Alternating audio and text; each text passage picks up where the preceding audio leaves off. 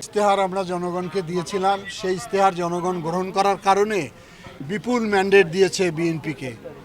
এই বিএনপির যে নির্বাচনী ইশতেহারের অগ্রাধিকার ভিত্তিতে খাল খনন, ফ্যামিলি কার্ড, কৃষক কার্ড, কৃষি ঋণ মৌকুব, এগুলোর ব্যাপারে অগ্রগতি নিয়ে আমরা আলোচনা করেছি এবং বিশেষ করে লালমনিরহাটকে আমি আলোকিত করতে চাই সামাজিক অপরাধ যেগুলো, বিশেষ করে মাদক, ক্যাসিনো, বাল্যবিবাহ, যৌতুক, এগুলোর বিরুদ্ধে আমরা কিছু মেসেজ দিয়েছি।